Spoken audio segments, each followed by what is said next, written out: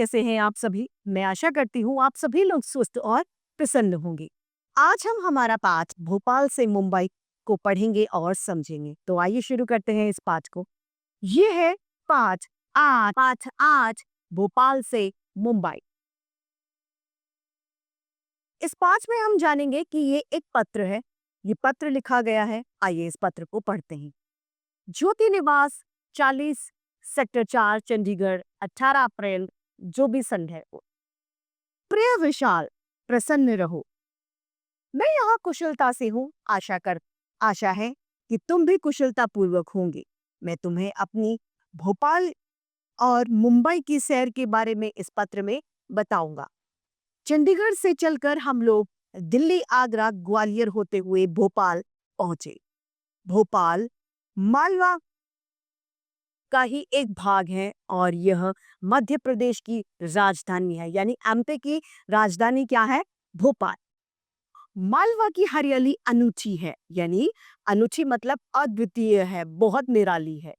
इस मौसम में यहाँ ढाक के वृक्ष लाल लाल फूलों से लदे हुए होते हैं। ढाक के जो वृक्ष होते हैं उसमें लाल रंग के फूल खिलते हैं जो बहुत सुंदर लगते हैं। इन्हें देखकर लगता है जैसे जंगल में आग लग गई हो। ढाक यानी पलाश बड़ा ही दीर्घजीवी वृक्ष है। दीर्घजीवी यानी बहुत लंबा जीने वाला, यार उसकी आयु बहुत लंबी है। यह वृक्ष पत्थर को तोड़कर भी निकल आता है। भोपाल का ताल तो पूरे भारत में प्रसिद्ध है। यहाँ का भारत भवन भी अपनी तरह का अनोखा दर्शनीय स्थान है। यहाँ एक पहाड़ी पर बना बिरला मंदिर दर्शनीय है। दर्शनीय यानी देखने योग्य स्थान को दर्शनीय कहा जाता है। रात के समय वहां से भेल की जगमगाती बत्तियों को देखकर ऐसा लगता है मानो रात में तारों जड़ी ओढ़नी ओढ़ी हुई हो। यानी लाइटें इतनी ज्यादा हैं कि वो देख के बड़ा सुंदर दृश्य नजर आता है। भोपाल में 2 दिन रुकने के बाद हम रेलगाड़ी पकड़कर मुंबई पहुंचे।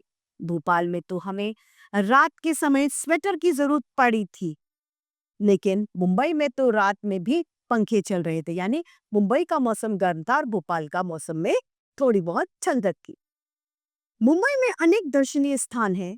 हमने गेटवे ऑफ इंडिया, वहां से स्टीमर द्वारा एलिफेंटा की गुफाएं देखने गए। स्टीमर किसे कहते हैं? स्टीमर जो भाप से चलता है वह स्टीमर कहलाता है।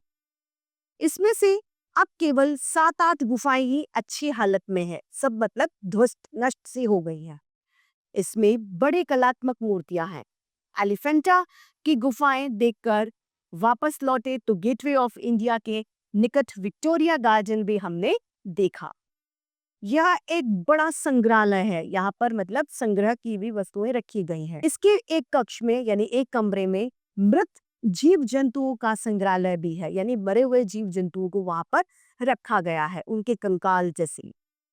ये इस प्रकार रखे जाते हैं कि देखने में जीवित लगते हैं। ऐसा लगता है कि मतलब ये बिल्कुल जिंदा है, ऐसा लगता ही नहीं कि ये मरे हुए हैं। विक्टोरिया गार्डन से थोड़ी दूर मछलियों का संग्रहालय भी है। इसे एक्वेरियम कहते हैं। इसे क्या कहते हैं? एक्वेरियम कहते हैं। यहाँ शीशे के बक्सों में तरह तरह की रंगीन मछलियां थी। इन्हें देखकर लगता था कि ईश्वर की सृष्टि भी बड़ी ही विचित्र है। मुंबई में परमात्मा की नहीं, मनुष्य की सृष्टि भी विचित्र है। ऊंचे ऊंचे बहुमंजिल यानी बहुत ऊंची ऊंची इमारतें एक के ऊपर एक बहुमंजिल कहलाती हैं। अनोखी इमारतें, विशाल कल कारखाने यानी विशाल बड़ी बड़ी फैक्ट्रीज, सब कुछ देखकर दांतों तले उंगली दबानी पड़ती है। यानी बड़ी हैरानी होती है इतनी ऊंची ऊंची मंजिलों वाली बिल्डिंग्स यानी इमारतों को देख। मुंबई में एक्सेलवर्ड नाम का एक मनोरंजन पार्क भी है। उस पार्क का नाम है एक्सेलवर्ड। इसका वर्णन करना कठिन यानी मुश्किल है। बहुत बड़ा विस्तृत यानी बहुत बड़ा भूभाग में फैला इस क्षेत्र में मनोरंजन के ऐसे ऐसे साधन हैं कि तुम्हें बता भी नहीं सकता। यानी वो उसका क्षेत्र जो है वो बहुत ज्यादा फैले हुए एरिया में ये एक्सेलवर्ड नाम का पार्क है। मैंने यहाँ के कुछ रोचक स्थानों के फोटो तुम्हारे लिए भेजे हैं। उन्हें देखकर लिखना कि वे तुम्हें कैसे लगे। मुंबई का समुद्र तट, विशेषकर जुहू बीच, रमणीय स्थान है। यहाँ समुद्र तट पर खाने पीने की वस्तुओं का अच्छा बाजार लगता है। लोग चाट पकौड़ी, भेलपूरी और नारियल पानी का स्वाद यहाँ पर लेते हैं।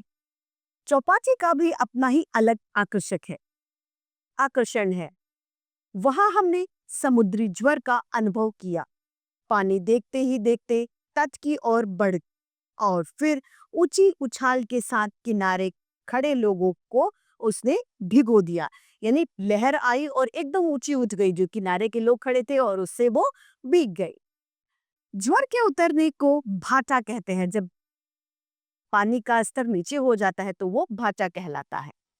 मुंबई में जल समुद्र तो है ही, जन समुद्र भी है। यानी यहाँ पर भीड़ बहुत ज्यादा है।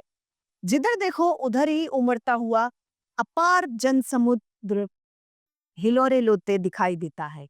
भीड़ का रेला एक के बाद एक आता ही जाता है।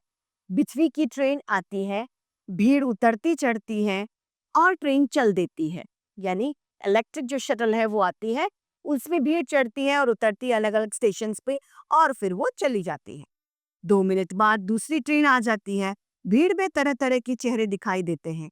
जिधर नजर उठाएंगे वहां पर लोग ही लोग और नवीनतम फैशन दिखाई देता है। जो कि नया, नवीनतम मतलब नए से नया जो फैशन है वो मुंबई में दिखाई देता है।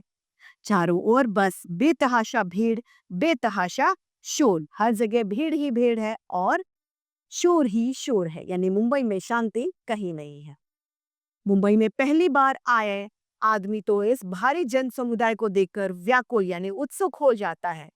फिर धीरे धीरे इस भीड़ का अंग यानी इस भीड़ का हिस्सा बनकर वह इसी में ही खो जाता है।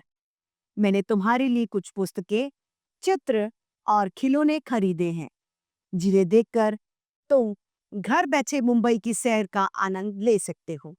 इसी के साथ अब पत्र में समाप्त करता हूँ, तुम्हारा मित्र विवेक। इसी के साथ ये 5 भी समाप्त होता है और उम्मीद करते हूँ ये सभी को समझ में आया होगा। आज के लिए इतना ही, फिर मिलते हैं। धन्यवाद।